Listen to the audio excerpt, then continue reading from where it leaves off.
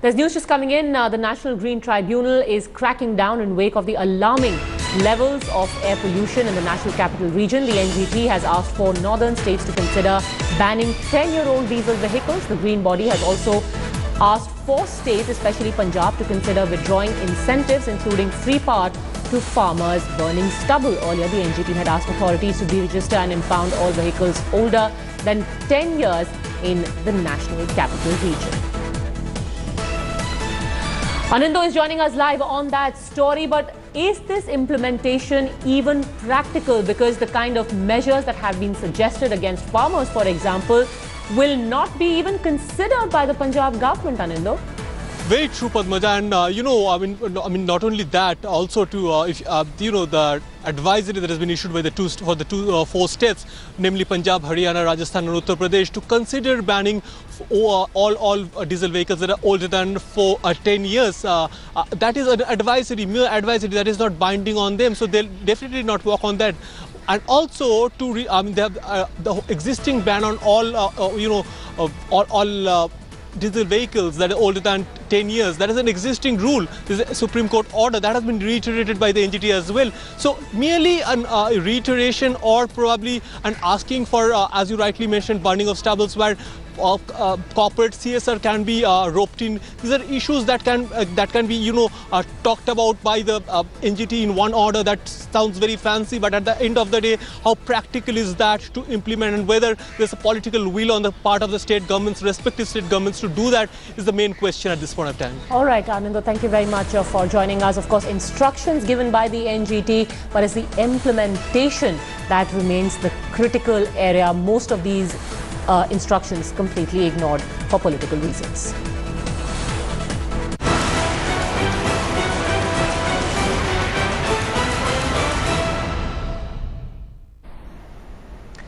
And now let's show you the flip side of what's being called Modi's masterstroke against black money.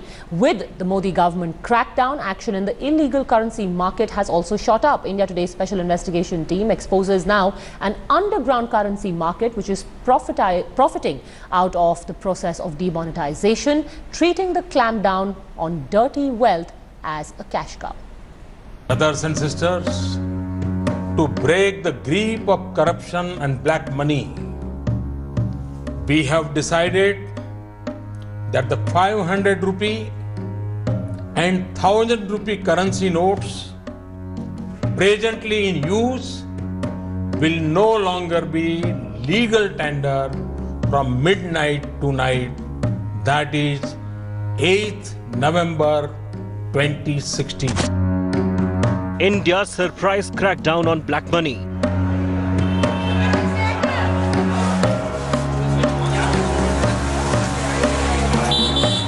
And the country plunges into confusion. Lining up outside ATMs and petrol pumps to barter away the abolished 500 and 1000 rupee notes. But beyond this visible chaos of ordinary citizens, illegal currency hideouts have also moved into top gear. India Today's special investigation team has unearthed underground money agents who are treating the clampdown on dirty wealth as a cash cow. Less than 24 hours before the Prime Minister's historic regulations, India Today's special crews found these money touts striking deals to shortchange outlawed banknotes for low denomination cash.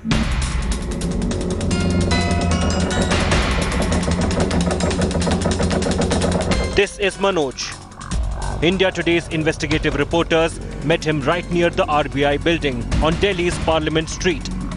This is how this tout exchanged high denomination currency at almost half the original value of the 1000 rupee note.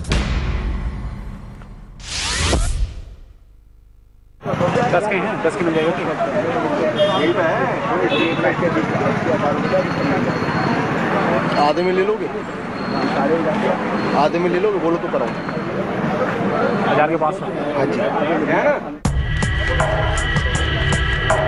You heard this middleman offering to buy a ₹1000 bill for half its value. After a bargain with our undercover reporter, he hands out 60 banknotes of the 10 denomination in exchange for the illegal tender.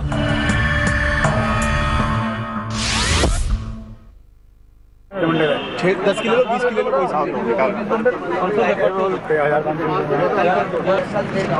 कितने हैं 600 पूरे count कर लो ये देखो।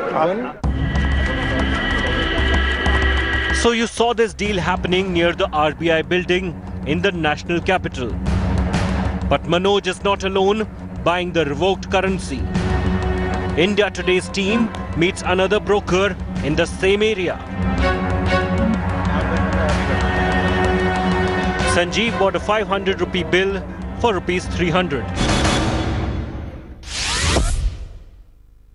अच्छा 500 रुपए कितने 500 रुपए कितने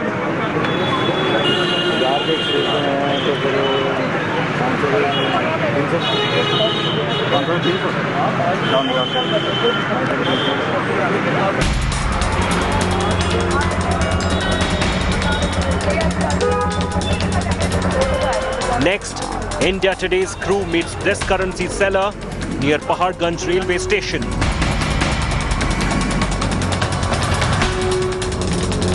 She hands out 70 banknotes of rupees 10 for a 1,000 rupee note.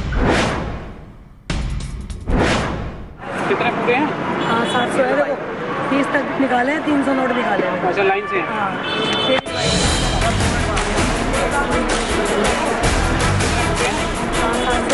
So you saw them shortchanging dead currency.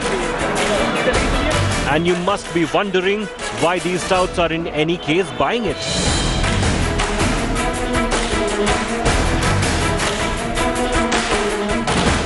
India Today's investigation dug further and found how hoarders of black money have devised a quick mechanism to make a killing out of the money regulation. Have a look at what's there behind the underground marketing of repealed banknotes.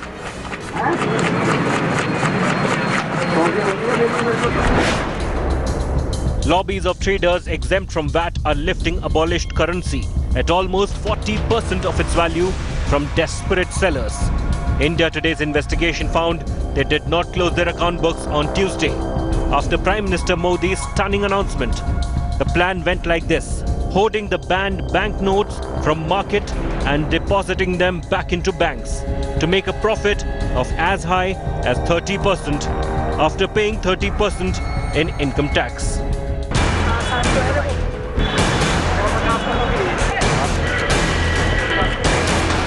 Now that's quite a shady way to make profits out of measures to curb black money. Clearly, it's just the beginning of India's war on dirty wealth. With Jamshed Khan and Sushant Pathak, Special Investigation Team for India Today. First and foremost, what is the premise? The premise is that if you have an old 500 or 1000 rupee note, it is worth virtually nothing. It's like a commodity for anybody who has these 500 rupee notes as black money. So if it's black money for you, if you can't declare it, it's as good as any other commodity. So what does that mean then? That means people who are holding black money would like to get rid of it. And anybody who has the ability to purchase that black money and legitimately turn it into white money can turn this into an opportunity. So if you have the ability to turn the black money 1000 rupee notes into white money, then you have a huge opportunity. So who are the people who have that opportunity? How does the dynamic of this market work? Remember, there are currently many more sellers in the cash market than there are buyers. So who can the buyers be, and where is this market playing out? It's playing out in Mumbai, Ahmedabad, Delhi, Chennai. Those are the biggest centers of cash trading for the past 48 hours. Who's selling? Anyone who's got 1000 rupee, 500 rupee notes which he wants to get rid of and doesn't understand how he can, because for him it's virtually worthless if he can't declare it. Those are the people who are rushing to these unscrupulous traders trying to sell these notes. Who's buying?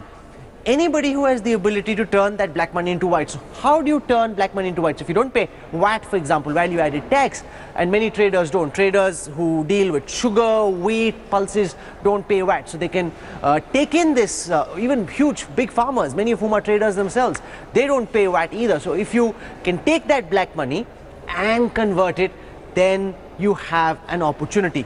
Let me now explain to you how the market prices have been varying. Remember, as is the case with any commodity exchange, huge amounts of fluctuations in the cash commodity market as well. Starting 10 p.m. the 8th of November, that's the day the Prime Minister made this big announcement. At that time, an old 1,000 rupee note was worth between 600 to 800 rupees in different commodity markets. At 7 a.m. the next morning, remember these traders get started much earlier than you and I come to work, 9th November, 7 a.m. That 1,000 rupee note crashed to 300 rupees because the market was in panic. People didn't quite understand what to do. By midday, around 11 a.m., that 1,000 rupee note stabilized at about 400 rupees. It recovered somewhat from 300. So essentially, towards the end of the day, and that's kind of where the price stabilized, at least for now, one old black money 1,000 rupee note was worth 400 rupees of new currency for those who could take this black money and turn it into white. So how does somebody take black money and turn it into white? Let me try and explain that to you as well, because you can actually make a neat amount of profit. Let's assume I'm a trader who doesn't pay VAT, or a rich farmer, or anybody who is willing to take a gamble. I take 1,000 rupees of black money, and for this I paid 400 rupees of legitimate new currency or 100 rupee notes to this person who sold me that black money. Ultimately, I may have to pay tax of 300 rupees, 30%. Especially if I'm not a farmer, I'm just a trader, I will have to pay a tax of 300 rupees. So 400 plus 300 is 700. That essentially means in one quick, swift transaction, possibly executed just in a matter of seconds, this person could have made a 30% profit. 30% profit is what people don't get on the stock market or in other legitimate investments over the whole year. 30% profit in one day. It's a very risky gamble, but you'd be surprised by the number of people who are trying to do it. So different jugaad mechanics working really hard in an attempt to short circuit the system. Remember, it's not as if everyone's doing it, but there are lots of traders who in every crisis look for opportunity, and this is one of the opportunities that people are trying to cash into.